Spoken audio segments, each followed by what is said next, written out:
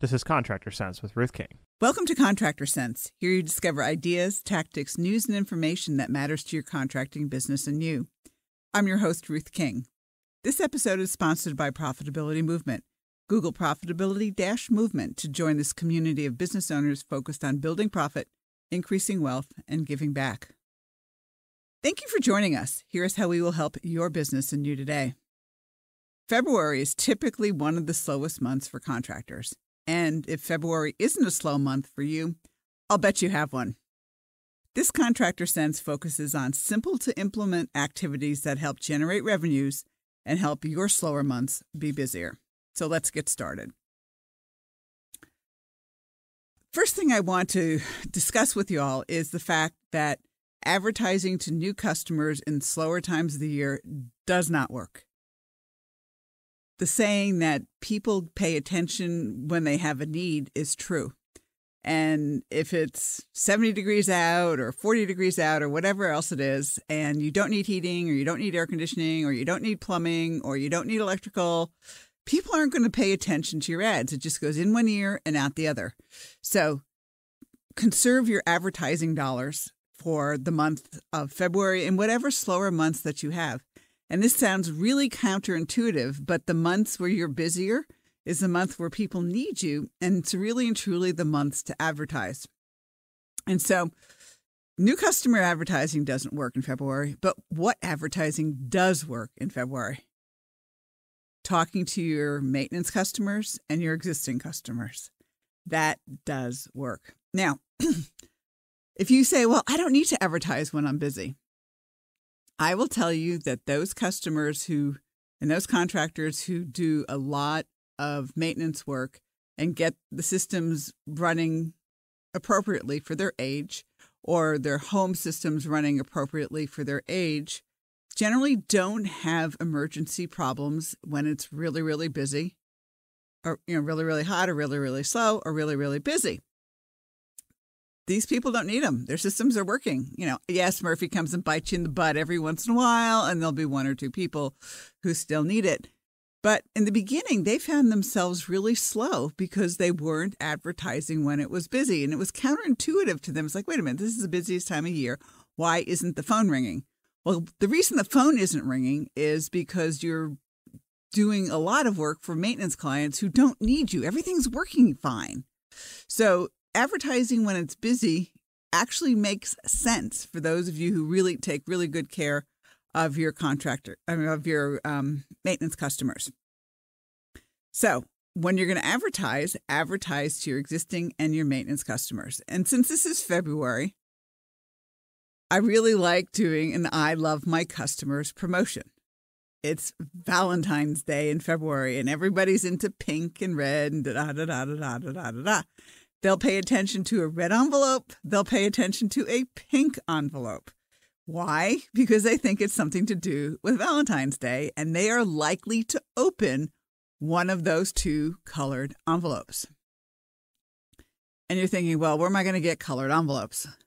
Don't go to your office supply store. Get them online. There's a lot of bulk suppliers of envelopes, and you can get them from them. And just look and Google it and see where they all are. But you can get reasonably priced red envelopes and pink envelopes and send the information to your customers. Now, there's also a lot of software out there that really and truly does look like handwritten addresses. So get some of that software too so that you can hand address, quote unquote, envelopes and put a stamp on them. So let's assume that you want to do something like an I Love My Customer promotion. One of the things that has worked for me over the years, and this is sent only to existing maintenance clients, is a $25 coupon off any service for the entire year. And yes, that does include their maintenance renewals. So you're not likely to get a whole lot of people necessarily using their postcard $25 in February, but they're going to keep them and you're going to see them being redeemed, so to speak, throughout the year. But what else can you do? You can send what I call the end of season promotional letter. What does that mean? Well, at the end of heating season, for those of you who have heating seasons, or when it's going to get really, really cold like Texas got last year and people are still freaking out about it, thinking it's going to happen again this year, a plumbing inspection, a heating inspection. Let's make sure your pipes are in good shape to make sure, whatever, so that you're prepared for the potential really, really cold and icy weather. That's one promotion you can do. Or, it's February. It's, the end of the season. If your heating system didn't work as well as it did last year, maybe it's time to think about replacing it and give your customers and your maintenance customers really, really good reasons to do it now. If you're pricing by the 1 minus the gross margin method, this is a dangerous thing to do to drop your prices. If you're pricing by the net profit per hour method, where for every billable hour you know exactly how much drops to the bottom line, then you can price it so that you net $25 or $30, or if some of you are really into this, $5 or $10, which I don't recommend, but some of you will do it, net profit per hour, you can see how low you can actually go.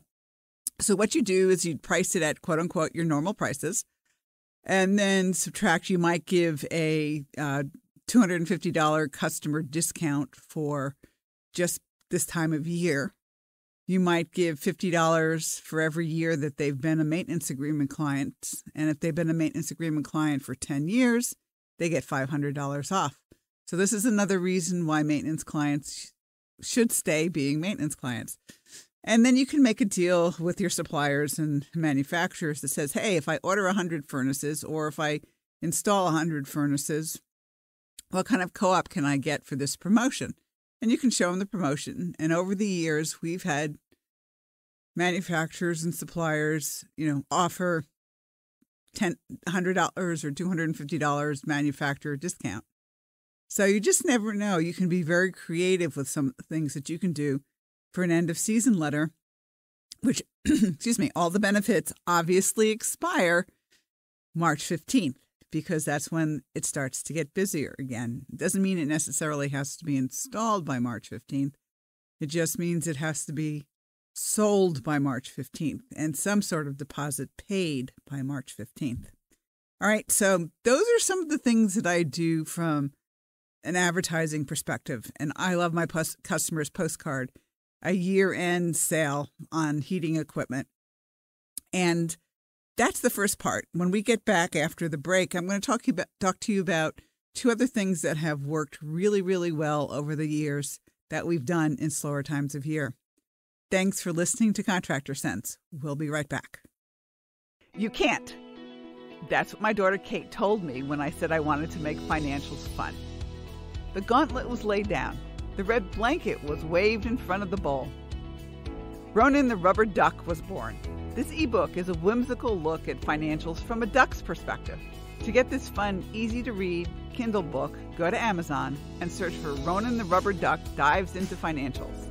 That's R-O-N-A-N. The Rubber Duck Dives into Financials. Let me know if I made financials fun for you.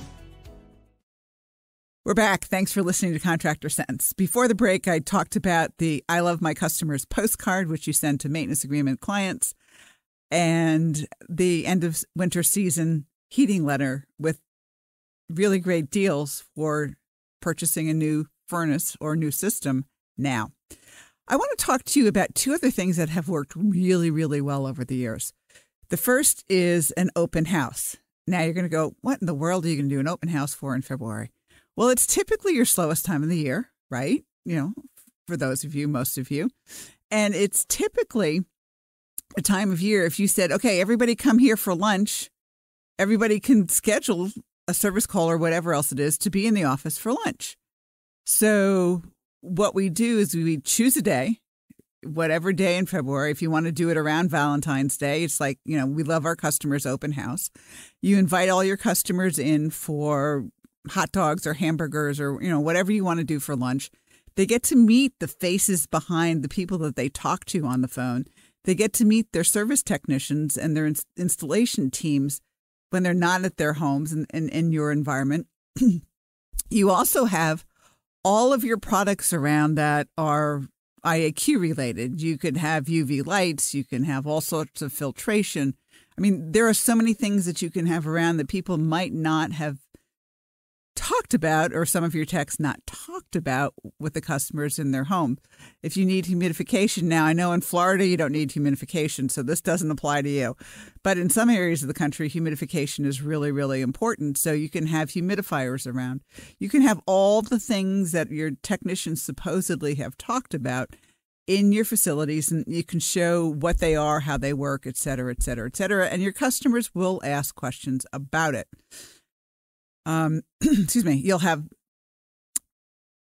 prizes, and you'll give away, X number of dollars for a service repair or service call. You may give away free maintenance agreements for the first year. You might have some of your suppliers donate hats or koozies or something along those lines where everybody gets one. So there's lots of creative things that you can do to get customers to come to your locations. But I promise you, most of them, if they've been your customers for a really long time, or even not a really long time, are curious about the faces behind the phone calls or the faces behind the voices that they talk to all the time. And it's really fun.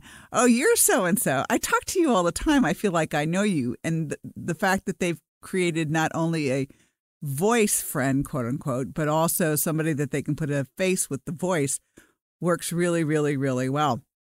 So choose a day. We've had chambers of commerce come out and promote the day in certain areas when we've done it and given them enough time, obviously. Postcards get sent out to all your customers and all of your maintenance clients so that they can come visit for those days. And you make a big deal about it. Invite the media. They may or may not show up, but who knows? Maybe they want a free lunch. And then potentially they can get involved with what you're doing. So make sure all of your techs are around. Make sure all of your installation crews are around for an hour lunch, and everybody gets to meet everybody. We've had salespeople sell contracts for tens of thousands of dollars in the slowest months of the year because they had an open house and they could actually see the environment where they were in, as well as some equipment sometimes, depending upon what your facility looks like.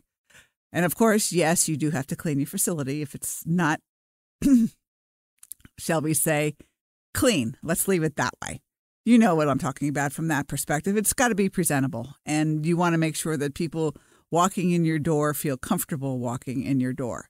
So that's suggestion number one. Have an open house. You never know revenue-wise what's going to come out of it. And you can get your suppliers involved and your manufacturers and distributors involved. And a lot of them just like to come out and be part of it. And you might want to do a 5, 10, 15-minute presentation on 15 things you can do to be more comfortable in your homes. Or, if you do mainly commercial, 15 things that you can do to be more comfortable in your offices or your buildings or whatever. But you could have a presentation for 10 or 15 minutes just to give people ideas of ways that they can save money on their utility bills, have their equipment last longer, and that type of thing. And of course, you will mention your maintenance agreements. All right. So open house is number one. Number two would be to have a contest for revenues. And you probably think I'm nuts. But the reality of it is, if February is the slowest month of the year, and last year, let's say you did $100,000 in February last year, and it was your slowest month of the year, what would happen if you did $125,000 or $150,000 in February this year? Number one, it would probably be the biggest February you ever had, simply because it's a 50% increase over the $100,000 that you did last year. But pick a number that you've never done, one that's a stretch goal, but that's also realistic. You're not going to double what you did last February and have everybody win. And so the deal is, we're going to have a contest for the month of February. If the company reaches revenues of X, I will take everybody out to a steak dinner with them, their spouses, significant others, and we'll pay for the babysitters for those of you who have kids, so that you don't have to worry about going out and spending money on a babysitter. It's amazing what they come up with. Because everybody wants a steak dinner or a fish dinner or whatever, the nicest restaurant in town. except for Atlanta. You may probably not want to go to the absolute nicest restaurant in Atlanta, but, a reasonable restaurant in Atlanta, and one that everybody's comfortable with, one that's close to everybody. And they can all have a really good time for an evening as a thank you for the company generating that much revenue over what they normally do in the month of February. They'll come up with ideas. They'll talk to their friends. Their friends will talk to their friends. You'll ask for referrals. And it's amazing how much revenue actually can be brought in the door. And you might sit back and go, wait a minute. Why didn't we do this before? Why didn't we do this last year? And it's just something that if you do it every single February, people will get used to it. And the idea is to make it a surprise. So if you do it this February this year of 2022, you may not want to do it in February of 2023. You might make it a March one or January one or whatever, but just, move it around and that type of thing. So if you talk to your maintenance clients and your existing active customers and send them a reason to do business with you in February, that works. If you do a contest for revenues in February, that also works amazingly well. And if you have an open house for your customers and your prospective customers and invite the media and invite the chamber and have a quick session on how to save money on your utility bills or give them a reason to get there other than quote unquote a free lunch, you're going to find a lot of people asking questions and also a lot of people generating revenue for you in your slowest months of the year. So that's what I would do in February to get the revenues up and make sure that it wasn't necessarily a losing month. February is your month to talk to your clients and your maintenance clients. Okay? Implement some of those ideas and let me know how it goes. So thank you for joining us. Choose one thing you discovered and implement it in your business. These ideas, tactics, and strategies help you make more money, have more free time, and give back. If you like today's program, spread the word. Please review this podcast on any device you're listening to it on. Help a fellow contractor make more money too. For comments or questions, call me at 770-729-0258 or email Ruth King at hvacchannel.tv. Thanks for listening. Have a great and profitable day.